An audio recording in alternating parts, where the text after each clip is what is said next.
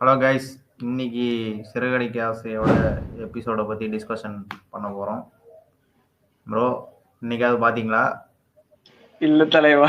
Episode வந்து எப்படி இருந்துச்சு அப்படின்னா, உண்மையா நம்ம எதிர்பார்த்தது தான். விஜயா வந்து கேஸை வந்து வாபஸ் வாங்கிட்டாங்க, பணத்தை வாங்கிட்டு. வக்கீல் வந்து அவங்கள்ட்ட வந்து பேரம் பேசி 50,000 தரேன், 1 லட்சம் தரேன் அப்படின்னு சொல்லி கடைசியா 2 லட்சத்துல வந்து நின்று விஜயாவோட மைண்ட் வாய்ஸ் என்னன்னா, இப்படி காசு தருவாங்கன்னு தெரிஞ்சிருந்தா நம்ம இன்னும் கொஞ்சம் காசு கேட்டிருக்கலாமே அப்படின்ற மைண்ட் வாய்ஸ்ல வந்து பேசிட்டு கடைசியில 2 லட்சத்தை லாக் பண்ணிப்பாங்க. ஆனா அவங்க ஃபர்ஸ்ட் டிமாண்ட் வச்சது எவ்வளவு? ஃபர்ஸ்ட் வக்கீல் வந்து 50,000 தரேன்னு சொல்லுவாரு. 50,000 வச்சு நான் என்ன பண்ண போறேன் அப்படின்னு விஜயா சொல்லுவாங்களா. உடனே சரி அப்போ 1 லட்சம் தரேன் அப்படின்னு சொன்னோன்னே, 1 லட்சத்துக்காக நான் வாபஸ் வாங்கணுமா, சரி உங்களோட டிமாண்ட் எவ்வளவுன்னு கேட்டோன்னே, சரி ஒரு 2 லட்சம் கொடுங்க அப்படின்னு சொல்லிட்டு விஜயா கேட்டுருவாங்க. அவன் சரி ஓகே ஃபைனல் பண்ணிக்கலாம் அப்படின்னு சொல்லிட்டு வக்கீல் வந்து 2 லட்சத்தை எடுத்து வச்சிருவாரு. வச்சோடனே விஜயா வந்து சொல்லுவாங்க, ஐயோ இது தெரிஞ்சுதான் இன்னும் கொஞ்சம் அதிகமா கேட்டுருக்கலாமே அப்படின்ற மாதிரி சொல்லுவாங்க. தாண்டா விஜயா, விஜயா ஃபார்எவர். கேஸை வாபஸ் வாங்கின உடனே வக்கீல் வந்து முத்துக்கு ஃபோன் பண்ணி இந்த மாதிரி சொல்லுவாங்க, உங்க அம்மா கேஸை வாபஸ் வாங்கிட்டாங்க, நாம ஜெயிச்சிட்டோம் அப்படின்ற மாதிரி சொல்லுவாங்க. உடனே முத்து ஃபேமிலியே வந்து சந்தோஷத்துல குதிப்பாங்க. ஆனா எல்லாருக்கும் வந்து ஒரு டவுட் என்ன வரும்னா, விஜயா எப்படி இந்த கேஸை வாபஸ் வாங்கினாங்க, அவ்வளோ ஸ்ட்ராங்கா இருந்தாங்க, எப்படி இந்த கேஸை வாபஸ் வாங்கினாங்க அப்படின்னு சொல்லிட்டு எல்லாரும் அதை பத்தி கொஞ்ச நேரம் டிஸ்கஸ் பண்ணுவாங்க. எல்லாரும் வந்து ஆனா இந்த காசு வாங்கியிருப்பாங்க அப்படின்ற தாட் ப்ராசஸ்க்குள்ள யாருமே இன்னும் போகல. யாருக்கும் அதை கண்டுபிடிக்கல இன்னும். அது எப்போ தெரியும்னு தெரியல, அது யாருமே கண்டுபிடிக்கல. அதே மாதிரியே டிஸ்கஷன் போச்சு. அதுக்கப்புறம் வந்து மீனா ஃபேமிலியில வந்து அங்க வந்து விஷயம் தெரிஞ்சிருச்சு, இந்த மாதிரி கேஸ் வாபஸ் வாங்கிட்டாங்க அப்படின்னு சொல்லிட்டு. சத்யா வந்து வரான் வீட்டுக்கு ரொம்ப நாள் கழிச்சு. செல்வம் முத்து ஃப்ரெண்டு செல்வம் வீட்டுல தானே வந்தான். அவங்க வீட்டுல இருந்து இப்ப அவங்க வீட்டுக்கு வரான், மீனா வீட்டுக்கு வரான்.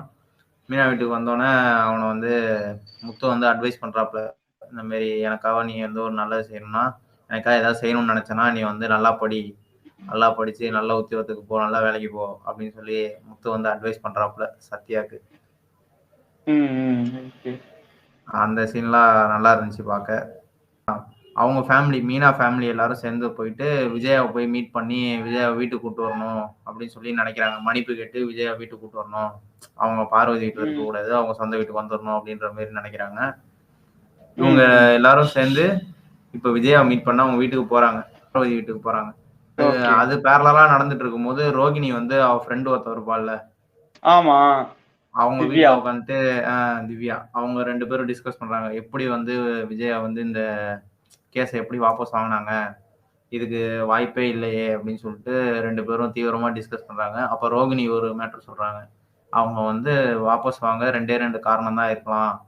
ஒண்ணு வந்து இந்த மாதிரி அவங்க வந்து ஏதாவது ஒண்ணுத்துக்கு ஆசைப்பட்டோ ஏதாவது ஒண்ணு கொடுத்துருப்பாங்க, ஏதோ ஒண்ணு ஆசைப்பட்டோ அவங்க வாபஸ் வாங்கிருக்கலாம், அதோட தொடரும்னு போடுறாங்க.